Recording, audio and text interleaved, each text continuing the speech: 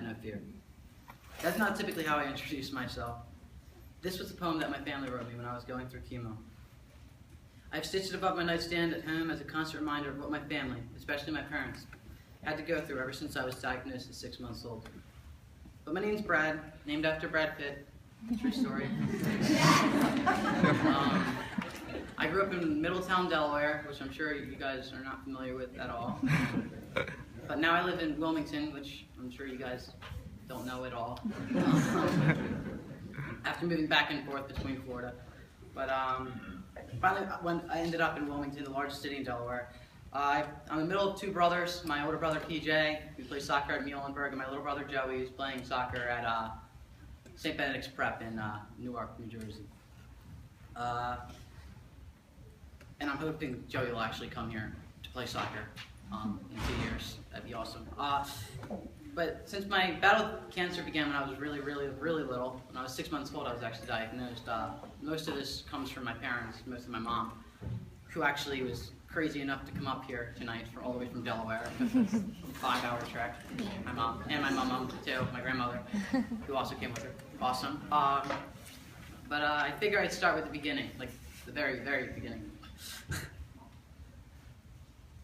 What was it? I was born in the blizzard in '96, a normal, big-headed, 9-pound human. It wasn't until my family went on vacation to Rehoboth in July that the incessant crying began, followed by constipation, and soon my legs stopped moving. I wouldn't sleep more than a few hours at a time, which actually hasn't changed that much now. But then I got a severe thrush on the roof of my mouth, which is like an infection that a lot of babies get when they're little. So, but it wouldn't go away with the normal antibiotics that you use on a thrush. So the day that we got home, the July 8th, my parents rushed me to a pediatrician, Dr. Bourne, who I've known ever since and I've gone to ever since. They took x-rays, which I'm very used to taking now, and then blood work, and they found an anomaly in my abdomen area. I was immediately sent to AI DuPont Children's Hospitals for tests, which is in Wilmington, which again, you guys don't know. But following these tests, we went back to Dr. Bourne's for results. They said I had a mass in my abdomen area that could be anything from a backed up bowel to a tumor, which my parents thought it was a backed up bowel just because I was constipated, so that would, makes sense. The good doctor, Dr. Bourne, told my parents to take me to the AI the next day for a CT scan, just in case, just to check things up. So after that, we went to Grotto's actually for dinner. Again, you guys don't know, but crazy pizza chain, amazing. If you ever go to Delaware, stop by Grotto's. But the next day, July 9th, was the day I was diagnosed with high-risk stage 4 neuroblastoma, which is cancer. When my parents were introduced to an oncologist, and I've known her ever since, Dr. Meek, she told them that I might have neuroblastoma, which my parents didn't know what it was, and they figured it was treatable. I mean, neuroblastoma, I'm sure half of you guys don't even know what that is, or maybe all of you. But we checked into room 3C North, and I was introduced to another boy named Bradley who was bald and had cancer. Dr. Meek, Dr. Murphy, who was an orthopedic doctor, and Dale Perkin, one of my best friends and a social worker, called for a meeting to tell us that the MRI confirmed that I had cancer that very day. I had cancer, I had a tumor the size of a grapefruit in my abdomen, which had grown into my surrounding organs and up my spinal column. They had to send spinal fluid to LA to see if it was high risk, which they would find out that it was. Treatment for high-risk stage 4 neuroblastoma includes chemotherapy, radiation, bone marrow transplant, and surgeries for tumor resection. Side effects for these treatments include heart failure, hearing loss, sterility, and 80% chance of leukemia or secondary cancer before the age of 40. That same day, we met my neurologist, Dr. Brain, who examined me and said that I needed surgery urgently, and that I would most likely not be able to walk even if I made it through treatment, which was extremely unlikely. The following day, I was prepped for spinal fusion and tumor removal surgery by Surgeon Stranton, Dr. Sutton, Dr. Murphy, and Dr. Sam, who I've known ever since. The central line was placed through my neck and came out the middle of my chest for IV medication and treatments, which I still have right here and over here somewhere too.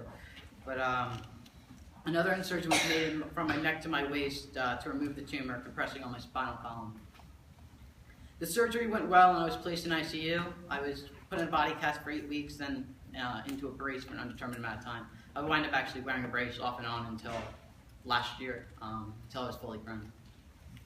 There was still a tumor in my spinal column, but it grew into my bone and couldn't be taken out. My parents prayed that chemo and radiation would take care of it, knowing that I would not be able to walk. My first round of chemo began 3 days later when my older brother came to visit. And 2 days after that, I went through my second round. Then I began my first day without morphine on the 16th, while my mom and dad had to learn how to go about taking care of me, cleaning tubes and how to wash me and whatnot. And the next day I got a new name after taking the FAIR test for hearing, which proved that my hearing was actually normal, which surprised the doctors. And so ever since, they called me Bradley Bear. Following that, we went home the next day for the first time, where I quickly lost all my hair and had to go back 5 days later and repeatedly due to complications until August 5th, when they told us that it was I had to get a bone marrow transplant, basically, because it was threatening my bone marrow and my bone and my brain. Up until St. Nicholas Day, I had on St. Nicholas Day, December 6th, in case you don't know what that is, but I had a 5-hour surgery for a tumor resection where the doctors believed they removed the main tumor. 8 days later, it was revealed that after an MIBG scan, which I don't even know what that is, so don't ask me, that I had half a body full of cancer cells. On Christmas, the first holiday I'd been home for, I spiked in 104 fever, and I was rushed to the ER, where I started antibiotics and a bolus of fluid drip. The day after Christmas in the hospital, Nurse Blake took my pulse and screams immediately and has to slam a button for something called I should know this. It's code blue, basically. I was going, my heart was racing so fast I was about to go flatline. So not such a fun Christmas that year. After hearing a failing heartbeat, my Dr. Meek, told my parents that they actually put an IV in my head because they couldn't find another place to put it because so many people were working on my little body, which still hasn't really gotten too big, but they put it in the head. She said that after that, she said, I thought we lost him, we got very lucky. Then they didn't have time for anesthesia, but they needed spinal fluid immediately, so they shoved a needle in my spine very quickly. My mom told me that I will never feel that kind of pain in my life again, that in that moment I'll never feel pain the same way since, and I haven't. After my family collapsed in the hallway, news came back that I was alive in stable condition. The disease came back with results that I had gone septic and had 4 bacteria growing in my line, after which I remained in ICU for 2 weeks with no chemo. A new central line was put in on the 7th, and a day later we were told by Dr. Brozier, the 7th of January, Dr. Brozier, that I wouldn't need radiation, luckily, because it would leave me open to too many infectious diseases. After going through several months of treatment, my mom actually wrote something for me. Or she wrote how she was dealing with her life with a baby with cancer, which I'm going to read for her right now. Issues we are facing with a baby with cancer. He can't tell us if he's crying because he's in too much pain from being sick or just teething. Clothing with central line and brace, will not eat, and we cannot reason with him or bribe with treats. Guess I was a dog. Thanks, Mom. He's not able to know we are trying to hurt him, just trying to save him.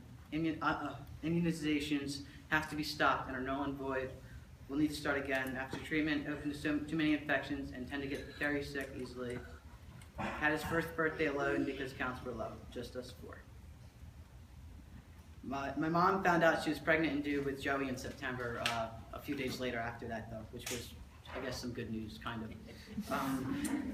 Little brat. March 30th,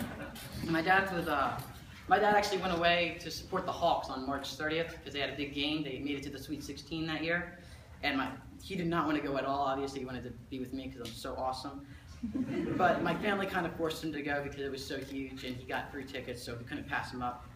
So he and my Uncle Ken actually went all the way out to California to watch them play Kentucky. But when he actually left, my mom called him a few hours earlier before the game and said that I had gone septic with an 103 fever, and so he rushed him immediately.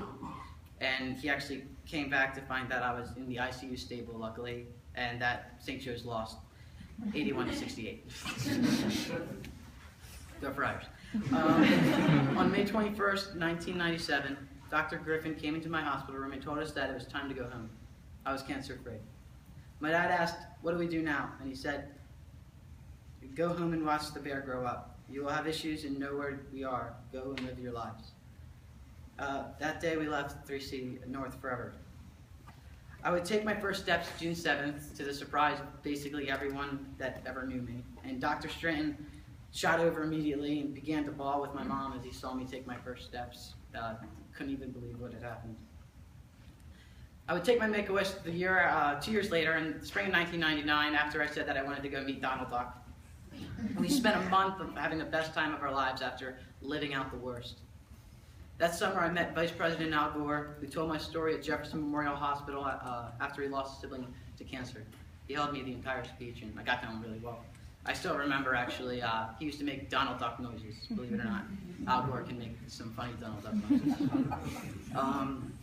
That same summer, in DC, we got to go on a cancer march where I met a bunch of NBA players and WNBA players. And they also got to meet the Queen Noor of Jordan, whose husband recently passed away from cancer. A bunch of Arabs actually came into a tent and cleared out my parents and everyone in there, but I decided to stay behind, and I went up and tugged on her extremely, extremely expensive dress, and she picked me up and carried me around for a while. In the fall of 2000, my first trip to the dentist revealed that I had 27 cavities and I was missing 8 secondary teeth, with others that were partially formed. So my trips to the dentist might be a little bit more exciting than your guys' trips to the dentist. Thanks to the Gladniks, I get to smile with these spooky stuff, so that's always cool. That same fall, I found out that I have significant hearing loss. People that have really high-pitched voices, like, I don't know if you guys have ever seen a nanny. Half of that is I can't hear, it's like a bunch of mimes. For the next few years, we were involved in a bunch of, almost dozens of different cancer things, from Candlelight Cancer Foundation to American Cancer Society's Relay for Life, where we raised actually over $100,000. It wasn't until spring of 2003 that I was put back into my brace because they found out that I had kyphosis and scoliosis due to my fused spine. But luckily last year, like I said, now this is my first year without it, which has been awesome. 5%. And anytime I tell this story, which is extremely rare, because I'm not someone to talk that often, nor about this story, the first thing people ask when I do tell this story is what were my chances. My chances were 5% survival. And the long-term side effects after surviving are still actually unknown because so many people don't survive. Though I may have grown up without playing sports, other than the high point of my athletic career, JV, soccer, 8th grade, I moved forward. After managing baseball and football, winning state title, Delaware, Go South, at Salesianum, offering my service to more cancer organizations that I could even list, working through physical therapy, deciding to attend Providence and claim history as my major, making the Friars Club. I hope that I've proven that cancer hasn't defined me. Though I may have survived cancer, cancer survived me. The #1 killer disease of children today is cancer. 15,780 children under the age of 19 are diagnosed with cancer each year. 1 in 285 children in the U.S. will be diagnosed before their 20th birthday. Of all the funding for cancer by the government, only 4% goes to childhood cancer. Children represent 1/3 of the population, and only 4% is allocated to the disease. This number hasn't changed since my diagnosis in 1996. That is why we need events like tonight. And I am grateful for anything and everything you guys can afford to give. My name is Bradley Bear. I have a lot of love to share, so please don't shed a tear, for I am the bear that has no fear. My last name is Meyer. I thought I'd never be a cancer survivor, let alone a Providence Friar. Thank you.